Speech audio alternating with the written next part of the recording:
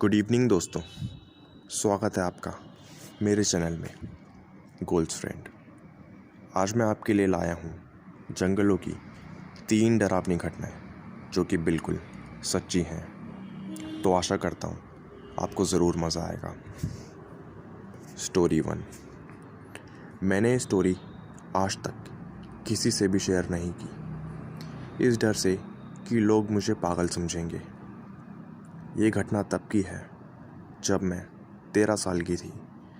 मेरी आई साइट बहुत वीक है और मुझे अपने घर के अंदर ही रहना पसंद है। मुझे बाहर जाना या लोगों से मिलना बिल्कुल भी पसंद नहीं, क्योंकि मैं बहुत एंग्शियस सा फील करती हूँ। खैर, इसलिए मेरे पेरेंट्स ने ये डिसाइड किया कि मैं और मेरी बहन, जो कि मुझसे 2 साल छोटी थी, हम दोनों को एक हफ्ते के लिए एक कैंपिंग ट्रिप पर जाना चाहिए। सच कहूँ तो मेरा वहाँ जाने का बिल्कुल भी मन नहीं था, पर मेरी बहन और पेरेंट्स के फोर्स करने में मैं मान ही गई। जब हम वहाँ पहुँचे तो वहाँ 3 कैंपिंग लीडर्स थे जिनकी एज 19 से 20 साल की थी। हमें वहाँ टेंट सेट करते करते रात हो गई। मेरा टेंट एक गर्ल्स ग्रुप के साथ था। पूरी रात सब बातें और हंसी मजाक करते रहे और जब सुबह हुई तब तक सब बहुत थक गए। मैं उतना नहीं थकी, क्योंकि मुझे शुरू से ही लेट सोने की आदत थी। खैर, जब दोपहर को हम उठे तो हम सब ने आग जलाना सीखा और कैंपिंग प्लान्स डिस्कस किए। हमें वहाँ कुछ जंगली डियर्स भी दिखे। शुरू के 3-4 दिन हमने और भी कहीं छोटी मोटी चीज़ें सीखी, पर सेकेंड लास्ट डे रात को जब मैं अपने टेंट में अपनी एक बुक पढ़ रही थी अपनी फ्लैश लाइट्स को डिम करके, तो मेरे टेंट रूम में एक लड़की की आंख खुली और उसने मुझे कहा कि उसे टॉयलेट जाना है और उसे अकेले बहुत डर लगता है। तो मैं उसके साथ चलने के लिए रेडी हो गई। हमने फ्लैश लाइट्स ली और हम धीरे धीरे टेंट्स के एरिया से बाहर आ गए और डाउन हिल साइड जाने लगे। वहाँ पहुँचने के बाद वो लड़की जब टॉयलेट के लिए गई तो मैं दूर साइड उसका वेट करने लगी। वेट करते टाइम मुझे किसी टहनी के टूटने की आवाज़ आई, तो मैं अचानक से मुड़ी और देखा कि मुझसे थोड़ी दूर एक पतली सी लड़की जंगल के अंदर खड़ी मुझे देख रही थी। लेकिन जब मैंने उसे थोड़ा ध्यान से देखा तो मैं बहुत हैरान रह गई। वो तो मेरी छोटी बहन थी। वो बहुत पतली थी और उसकी स्किन बिल्कुल वाइट हो चुकी थी और उसे देखने से ऐसा भी लग रहा था कि उसके शरीर के बहुत सारी हड्डियाँ टूटी हुई हों। वो मुझे देखकर मेरा नाम पुकारने लगी, मेरी बहन की आवाज़ में। मुझे तो उस मोमेंट कुछ समझ ही नहीं आया। आखिर मेरी बहन यहाँ कैसे हो सकती है? वो तो अभी मेरे टेंट में सो रही थी। मैं ये सब सोच ही रही थी कि अचानक से मेरे पीछे किसी ने हाथ रखा। मैं पीछे मुड़ी तो वही लड़की जिसने मुझे टॉयलेट चलने को कहा था खड़ी थी। क्या हुआ? तुम इतनी डरी सी क्यों हो? और वहाँ पीछे क्या देख रही हो? तो मैंने जब उसे सब कुछ बताया तो वो बहुत डर गई। हम दोनों जल्दी से वहाँ जाने लगे तो जाते टाइम मुझे पीछे से फिर एक आवाज़ आई, लेकिन इस बार वो मेरा नाम ले रही थी, अमेलिया। आखिर उसे मेरा नाम कैसे पता था? अब हम दोनों वहाँ से तेज़ी से भागने लगे और भागते भागते मेरी एंकल में मोच आ गई। लेकिन जैसे तैसे हम अपने टेंट पहुँच गए। टेंट के पास पहुँचने पर हमने रियलाइज़ किया कि वहाँ से एक बहुत अजीब सी स्मेल आ रही है। एक ऐसी स्मेल जो कि किसी के खून से आती हो। हमने उस पर ज़्यादा ध्यान नहीं दिया और फटाफट अपने टेंट्स में चले गए। 1 घंटे बाद जब भी ट्राई करने पर मुझे नींद नहीं आ रही थी तो मुझे बाहर से एक आवाज़ आई और ऐसा लगा जैसे कि टेंट के अंदर का टेम्परेचर बहुत ज़्यादा लो हो गया हो। मैंने टेंट से बाहर झांक कर देखा तो मैंने देखा कि घने पेड़ों के बीच मेरी मॉम खड़ी थी, लेकिन बिल्कुल वैसे ही रूप में जिसमें मेरी बहन थी। बिल्कुल सफ़ेद सी स्किन और पतला सा शरीर, जैसे कि वो एक डेड बॉडी हो। वो वहाँ खड़े मुझे देखे जा रही थी और उनकी आंखें बिल्कुल सफ़ेद थी। वो सब देखकर मेरा तो जैसे खून ही जम गया। मैंने फटाफट टेंट की जिप बंद करी और अपने ऊपर ब्लैंकेट ओढ़कर आंखें बंद कर ली और भगवान का नाम लेने लगी। पता नहीं मेरी आँख कब और कैसे लगी, पर जब मेरी आँख खुली तो सुबह हो चुकी थी। वो वैसे भी हमारा कैंपिंग का लास्ट डे था। मैंने पूरी बात अपनी बहन को बता दी और हमने डिसाइड किया कि अभी हम वहाँ से निकल जाते हैं। हमारे पेरेंट्स भी आ गए हमें लेने और हम सही सलामत घर पहुँच गए। लेकिन उस इंसिडेंट के बाद से मैंने डिसाइड किया कि मैं अब कभी भी कैंपिंग नहीं जाऊंगी। Story number 2। ये मेरे ज़िंदगी की अब तक की सबसे स्कैरियस्ट और ख़तरनाक घटना है।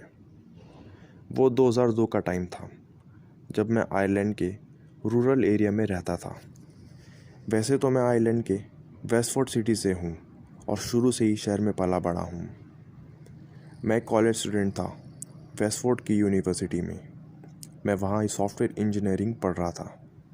सेमेस्टर्स ओवर होने पर मैं समर्स ब्रेक में अपने अंकल के फार्म, जो कि वेस्टफोर्ड कंट्री में है, वहाँ आया करता था ताकि मैं काम करके अपने कॉलेज की फ़ीस इकट्ठा कर सकूं।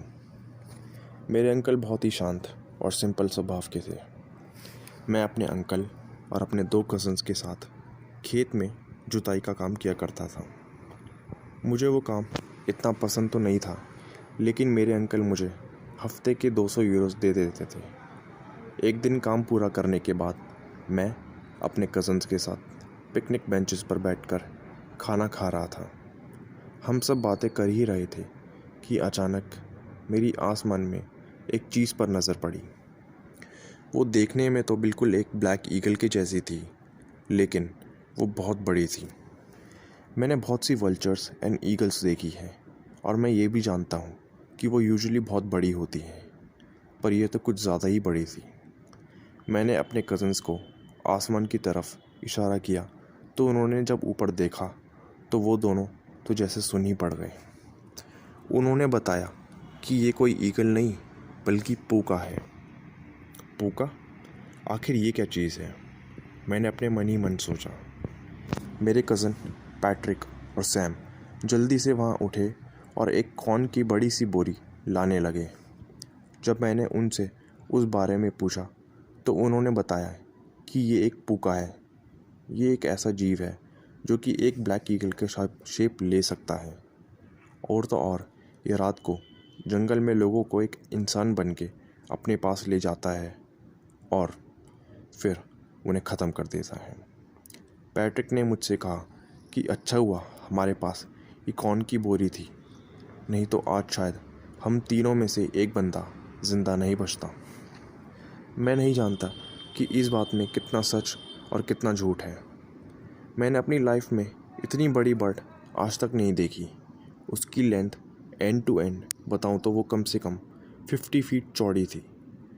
वैसे तो कंट्री साइड रहने वाले लोग यूजुअली सुपरस्टिशियस होते हैं और मैं ये जानता था, लेकिन पता नहीं क्यों मुझे उनकी बात पर यकीन है, क्योंकि इतनी बड़ी बर्ड मैं कभी इमेजिन भी नहीं कर सकता। Story number 3। ये घटना मुझे मेरे मामा ने बताई थी। उन दिनों वो मिलिट्री में थे और बहुत ही जवान थे। वो उत्तराखंड के एक छोटे से गांव में रहते थे। तो एक दिन जब वो बस से कई महीनों बाद घर वापस आ रहे थे तो बस ने उन्हें उनके घर से 2 किलोमीटर दूर ही उतार दिया। वो बस गांव के अंदर तक नहीं जा सकती थी, तो मेरे मामा को अब पैदल ही घर जाना था। वो बहुत फिट थे, तो उनके लिए भारी भरकम सामान को लेकर 2 किलोमीटर चलना कोई बड़ी बात नहीं थी। उस टाइम रात के 2 बज चुके थे। तो जब वो एक सुनसान से रास्ते से घर वापस आ रहे थे तो उन्हें जंगल से एक औरत के रोने की आवाज़ आई। उन्होंने सोचा कि शायद कोई औरत मुसीबत में है और उन्हें उसकी हेल्प करनी चाहिए। तो जब वो जंगल के अंदर गए तो उन्हें वहाँ कुछ नहीं मिला, लेकिन उन्हें ये महसूस होने लगा कि अब वहाँ का टेम्परेचर बहुत ज़्यादा लो हो गया था। कहा जाता है कि जब भी कोई बुरी आत्मा या भूत आसपास हो तो वहाँ ठंड बढ़ जाती है। मेरे मामा मुड़ के वापस जाने ही वाले थे कि उनकी आँख साइड में बड़े से बरगद के पेड़ पर पड़ी। उन्होंने उस पेड़ पर जो देखा उनका तो जैसे चेहरे का रंग ही उतर गया। उन्होंने देखा कि उस पेड़ के एक टहनी पर एक औरत उल्टे लटके हुई थी और बाल बहुत ही लंबे और सफ़ेद थे। उसके हाथों के नाखून कम से कम 2-3 फीट लंबे थे। मेरे मामा को 1 सेकंड नहीं लगा समझने में कि वो एक चुड़ैल थी। मेरे मामा जितनी जल्दी हो सके वहाँ से भागने लगे और एक बार भी पीछे मुड़ के नहीं देखा। वो मन ही मन हनुमान चालीसा पढ़ते हुए जा रहे थे और भगवान की कृपा से घर सही सलामत पहुंच गए। अगले दिन जब उन्होंने ये सब बताया गांव वालों को, तो गांव वालों ने बताया कि काफ़ी लोगों को कुछ दिनों से उस औरत का भूत दिखता है। ये किसी को नहीं समझ में आया था कि वो कैसे आई, पर लोगों को ये लगता था कि लोगों ने उस बरगद के पेड़ पर काला जादू किया था और कुछ गलत होने की वजह से वो चुड़ैल अब वहाँ आ चुकी थी। मेरे चाचा ने ये भी बताया कि उसके 2-3 महीने बाद लोगों को वो औरत दिखना भी बंद हो गई थी। शायद से किसी मौलाना या किसी तांत्रिक ने उसे भगा दिया था।